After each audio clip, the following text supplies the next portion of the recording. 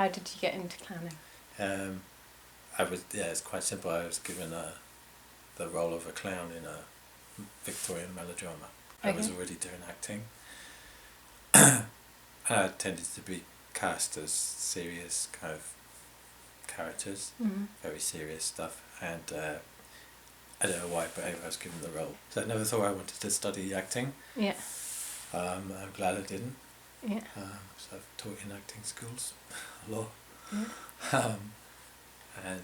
Yeah. But clowning I wanted to do for some reason. That was more intriguing. Doing what you're not supposed to do. Yeah.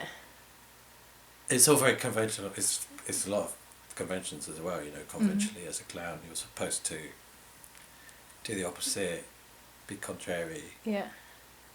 Break the illusion. Yeah. So, yeah. So there's this big fictional story, all these emotions being created by artists, and the clown just goes, "Oh, hello," and it's all kind of gone flat. It feels like, it looks like you've come back to reality. Do you feel like you're also breaking the illusion of reality? Well, on.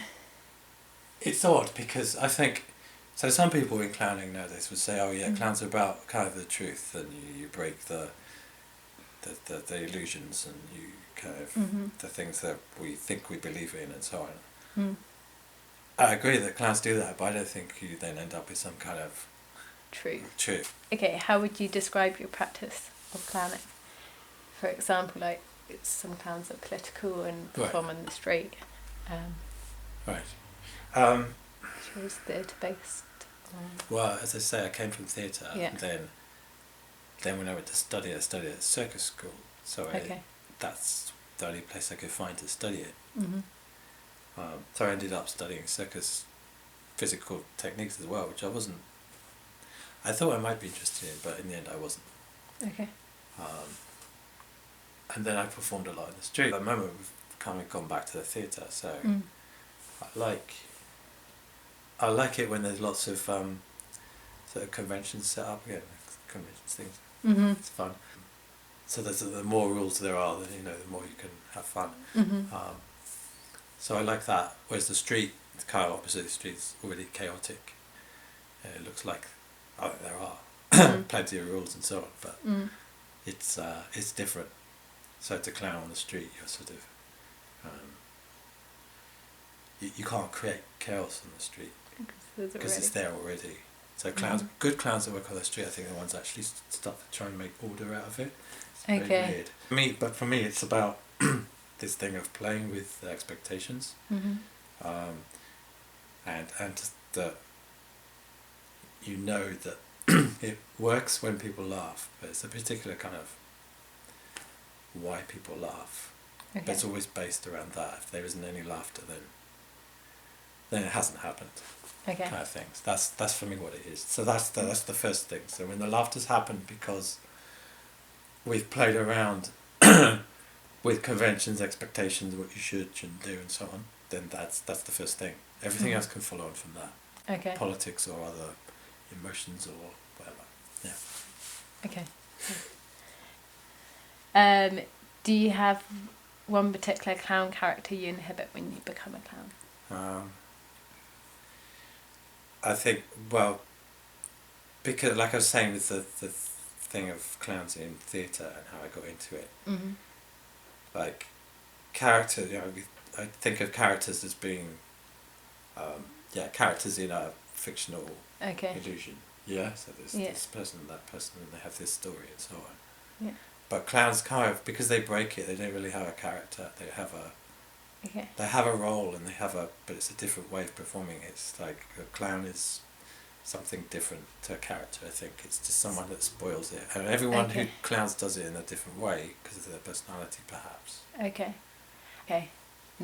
So you contradict your context. That's a clown.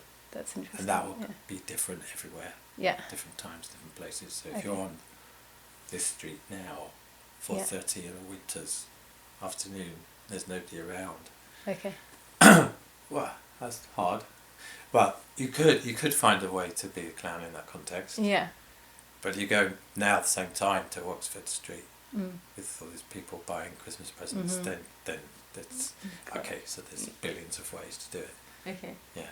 Or if you go, to the other side of the world, different context, different culture. Yeah. Do you feel every person kind of would approach that differently because of who you are? A bit, yeah. I think so. Now, are you aware of that bit that makes you different? It's really hard. Yeah. I'm really bad at knowing that. In a sense, once you know that, you've kind of spoiled it for yourself. Okay. No, because then it might become a character. Then it might become something. Okay. Like, oh yes, I'm like this. Okay. And then you try to be like that. Yeah. And you forget what drives it is this relationship to everything else. It's more like it's like an instinct. Like, okay, so it's something you can cultivate. Okay. Over time. But I remember, like, when I was a kid, and my mum would say, "Oh, you're always disagreeing." It's true, and I still, if someone, if two people agree on something, then I'll just say, well, it can't be true because, the idea that everyone would agree is like, So that's that's one way for me. That's how I do it, I think. I like to try to get people to agree so that then I can disagree. Okay. So that's the sort of tactic. It's like a strategy to sort of fool people into going, oh yeah, it's like that, isn't it? But I think that's what clowns do. They fool the audience into thinking that everything's like this. Like playing with expectations. Yeah, and suddenly, bang, it's completely, oh my God. And then as a spectator, you sort of witness this thing that you thought, that could never have happened, and it happened. Mm-hmm. And you get to see this thing, unthinkable thing. So I think that's how I do it. So it's kind of naughty, sort of, With just me as an audience. Yes. And you trying to play on my expectation or build up a structure. What other things you would use in the room to begin to think about that? Right, I'll go over here because we've got the filming going on. So this is the wrong place to be. Okay. So it'd be in the wrong place. Yeah. Rather than this face-to-face thing that we're. Yeah. I'm interested in now. You and me here. Yeah. What's going on now. There's a great theory of laughter which kind of applies to clowns, which is quite recent. About it's based on babies laughing, so less than 1 year old. When they have no cognitive skills, they're not able to work out, oh, that's funny because this and that. So it's just dynamics between adult and baby. So the baby goes like that, and they laugh, and they do it again. And so it's a dynamic between two or more people now. Bring in something else or some aspect anything that can come into that interaction now is fine. But I think I just wouldn't be interested in that other stuff, from some other place and time. And it's like, why? Yeah. Okay. So, in terms of bringing myself into it, myself, my body, person being here now with the other people, bodies, persons, whatever we are, in a social context, and that's what there is. What else is there? It's definitely non-ego, ideally. I would say, because as a clown you're not presenting yourself, you're presenting, you're just going, oh, I don't know, what are we doing? Yeah. Oh look, we're doing this. Oh look, we're by going round behind you, it's basically saying, oh look, we're here, we are stuck in this one-to-one, sort of looking at each other. Why are we doing that? Isn't that stupid? If I go around there, then it's like we realise what we've been doing. So all that, the sort of unspoken structure and rules and everything of what we have becomes revealed, and it becomes fun.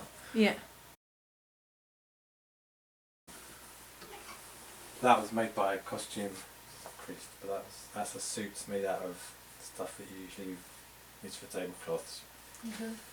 But that was made by a kind of professional costume maker for a particular show. Do you try and wear stuff that is always too big? Or too small. Too small, That's the easiest way. Yeah. Too short, too long. Yeah. Waistline in the wrong place. Okay. Too high, too low. Yeah. Those are the easy ways to do it. I'll show you in a minute exactly one particular that. So that was for a particular show. That was bought in the Brick Lane. Okay, that happened to be fun for somebody. Or this. So this goes with these overalls. Yeah. That's her stuff, and this was for a thing she did, which was called Electrica. So basically, she's covered in cables. So it was all the fabrics for that show were particular. So we chose particular fabrics. That's cotton. Yeah. This is silk. That had a particular kind of weight to them. Okay. For each type of crown. So that was really important. What is that? Like hemp? It is, isn't it? Yeah. The original idea was to have a suit made out of sack. Okay. But then this was a kind of nice version. That's actually silk as well. That's raw silk. Yeah, it's nice. So that was we got funny for this. This was expensive. Tails of this, they had a joke which was, but it's a wooden with a little platform on it. Mm-hmm. That go in there so you can actually sit on it. Okay. You can sit on your coattails. So that's made myself, like sewing jackets together, or this one. This is another. This was done by a student of Caroline's actually for the next show. And that was so she's actually a tailor, and she made this suit. And the whole point about, first of all, it's like a properly made suit. But the whole point was the proportions should be just wrong. Okay. So these are just too wide and they're just too short. And we spent hours like in front of the mirror where she would just go, adjusting like tailors adjusting your clothes, but just so they're wrong. It had to go shorter than what she thought. So she put the pockets here. It's the clowning through the costume. Yeah. It's like a whole world. Linen. So the horse, there was a version of this horse in this original show. So this is Fifi, and she cries water, and she can eat and spit. And so there are actually 4 pairs of trousers, different sizes for different people to be the 2 parts of the horse. Costume does the same purpose as the performing in a different medium. So already might make you look ridiculous, but in a particular context. So, but if you're performing in a big arena, the costume needs to work at a distance. Yeah. If you're moving a lot, if it's close up, it's different. If you want to fool people into thinking you're not a clown to begin with. So Togo works in basically crossroads in the middle of big busy streets. That's good. And he's just crazy. But anyway, so he wears this bright orange overall. Okay. For safety, and to be seen in all this chaos of these cars and buses and noise. And then he's kind of got other bits on it, and I've seen other clowns basically with that costume, or with more colours, or with a kind of Quechua hat, or it's kind of combining a little bit some of the kind of indigenous style of the Andes, and with clown makeup and this bright orange suit. It's really interesting. Yeah. Yeah. Once you get into a costume, like some of the ones upstairs, you're like, okay. Oh yeah, this is fun. Yeah. Yeah, it should feel fun. It should make you feel like being stupid. Yeah. Yeah. Are there any particular events that you remember that have influenced a performance? For example, or like materials you use, like newspapers, family members, general observations. Or I mean, like things in the real world that have. It's a kind of living newspaper thing where you take that, where you perform the news. Clown version, and it's you take a story from the news, the most horrific thing that's current. And you retell it as clowns. You stage it. But as clowns, you're always looking to be ridiculous and make people laugh. Yeah. While telling this terrible story. So it's a very difficult thing to describe because it isn't a parody. You're not making fun of the events or the people in that event. And it's not satire. It's not political in that sense, but it enables you to share these things that have happened which are almost unbearable. Those kind of, when you see a photo in the media and you think, God, I don't know if I want to look at that. Yeah. But I need to, I can't just say I don't want to know about it. It lets you talk about it. Yeah. It doesn't demean it, and it doesn't say this is the bad. It doesn't take sides necessarily. Okay. But it just opens it up for. So that's a very specific thing. What does it mean to you to make someone laugh? I mean, it feels like it's a good thing. Yeah. I say that because laughter isn't necessarily a good thing. Because you have laughter when you laugh at somebody. It can be very violent. It's kind of act of violence in a way. There's like a group of people pick on one person, it's the clown. But in clowning, it's by consent. You say, yes, pick on me, I'll be the object of your laughter. That's what I do, it's my profession. It's a great joy. So when people laugh, it's like, yes, that thing's worked, and they've accepted, and I've accepted to be the object of laughter, and it's worked, and it feels like a joyous thing. Okay. Don't know why. Yeah. That's what I mean. Even though you're breaking a structure, there's also like a particular structure to clowning itself. Oh yeah. And what, by language, it's probably a stupid word to use, but by that structure of clowning, what are the things that make it up? Okay, well I think there's like I said, so some of the things we've already talked about. So you start with a set of expectations in a situation, whether it's been created because people have come to a show or they're in a particular social setting or the street or whatever it is.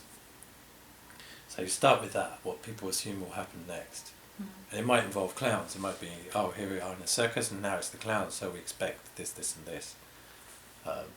So then you have to take that and then kind of lure, like I said, fool the audience to thinking this is going to happen.